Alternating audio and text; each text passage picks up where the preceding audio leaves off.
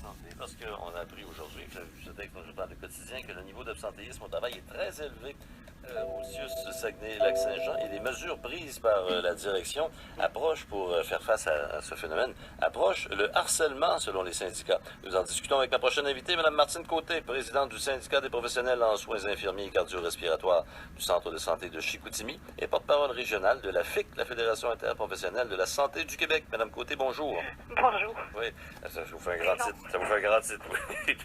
Hey, dites-moi, d'abord la lecture de la situation. L'employeur dit que c'est un absentéisme excessif, dit l'employeur. Êtes-vous d'accord en accord avec ce terme? C'est sûr qu'il y a un absentéisme important, OK? Il faut juste voir pourquoi il y a un absentéisme important, puis dans quel but ils ont décidé de s'y attaquer présentement. Oui. D'abord, ça fait partie des mesures d'optimisation au niveau des compressions budgétaires. Alors, c'est sûr qu'ils veulent aller chercher 1,5 million là-dedans. Donc, c'est pour ça qu'ils vont prendre les mesures qu'ils préconisent. Mais selon nous, c'est une véritable chasse aux sorcières, dans le seul but de récupérer cet argent-là. Oui. D'abord, vous identifiez quoi, vous, comme cause? Pourquoi l'absentéisme est-il si élevé dans un premier temps, à votre avis? Il y a une corrélation directe, on ne se le cachera pas, entre les conditions de travail présentement, le temps supplémentaire obligatoire, les abolitions de postes, les fusions de départements, les défusions quand ils s'aperçoivent que ça ne marche pas. Alors, c'est toute cette melting pot-là de situations qui causent de l'incertitude, qui causent vraiment de l'anxiété, de l'angoisse. Puis, il y a de la fatigue aussi parce que la charge du travail est très, très, très, très élevée. Alors, évidemment, ça crée de la fatigue. Puis, on demande les filles demandent leurs congés parce qu'ils ont droit à des congés fériés, des congés, mais c'est refusé la plupart du temps. Alors, c'est pour ça qu'à un moment donné, ils n'ont peut-être pas d'autre choix que s'ils veulent prendre une journée de congé pour se reposer, finalement, de se déclarer malade. Oui, et justement, à ce sujet-là, la direction semble avoir pris des mesures pour redresser la situation, des mesures qui vous apparaissent trop sévères, c'est ça? Bien, en fait, oui, parce que on ne sait pas vraiment de quelle façon ça va se faire. Ils disent que le syndicat va être interpellé, qu'on va toujours accompagner les salariés. On ne sait pas comment ça va se faire tout le temps. Est-ce qu'on va toujours être mis à contribution là-dedans? Puis la cerise sur le sundae, je pourrais dire, c'est qu'aujourd'hui même, ils ont envoyé 23 lettres à 23 nouvelles salariés depuis le printemps, les avisant qu'ils n'avaient pas respecté leur contrat de travail, puis qu'il y avait eu trop d'absence, puis que si ça continuait, que c'était le congédiement. Oui, je l'ai sous les yeux, la lettre. Ici. Je peux dire, à défaut de quoi, toute récidive entraînera l'imposition d'une mesure disciplinaire plus sévère, pouvant aller jusqu'au congédiement, précisément. Oui. Absolument. Alors, vous comprendrez qu'en plus, pour ajouter l'insulte à l'injure, ou le contraire, c'est que c'est une lettre type envoyée, la même lettre aux 23 personnes. Juste le nom a été changé, mais c'est la même lettre, comme si on pouvait... c'est comme si on faisait une chaîne de montage. Il n'y a pas de cas par cas, il n'y a pas d'études, il n'y a pas de...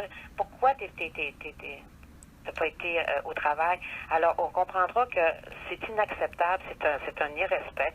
C'est vraiment sans considération pour les personnes. Est-ce que vous aussi, vous dites que ces mesures-là ressemblent, vous auriez jusqu'à dire que ça ressemble à du harcèlement? C'est du harcèlement, je vous l'ai dit, c'est une chasse aux sorcières, il y a du harcèlement là-dedans. Ouais. Il y a du harcèlement. On veut récupérer 1,5 million par tous les moyens, mais ce qu'ils ne savent pas, puis ce qu'ils vont s'apercevoir, c'est que toutes ces mesures-là, finalement, ces mesures de coercitives, ça va se retourner contre eux autres, contre la direction. Comment ça? Ben parce que, pensez-vous qu'une fille qui vient d'arriver, puis qui reçoit une lettre comme ça y tente de continuer? Ici? Comment qu'elle se sent considérée? Alors, il risque d'avoir des démissions, oui. Alors, on va se retrouver encore plus avec du temps supplémentaire. Et en plus, toutes ces lettres-là, nous, on va les contester.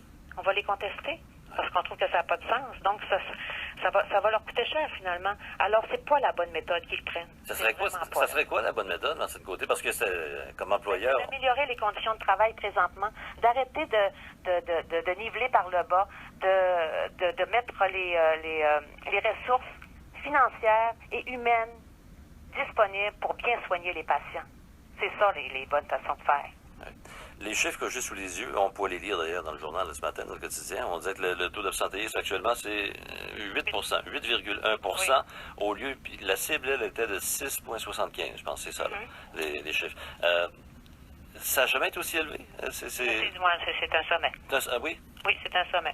Ça a déjà frisé ça, mais c'est un sommet vraiment, là. Puis, mais on considère par contre que c'est dans le CIUS au complet, hein? Oui, exactement. Hein, Oui. C'est pas juste à Chicoutimi, là. Absolument, il faut le Mais moi, je préciser. veux dire qu'à Chicoutimi, là, les filles, les jeunes, les nouvelles salariées ont reçu cette lettre-là aujourd'hui, puis probablement que ça va se faire partout dans le CIUS. Alors, on voit que c'est un mouvement vraiment, là, c'est des décisions CIUS qui se prennent présentement, sans égard aux personnes, sans respect pour les personnes.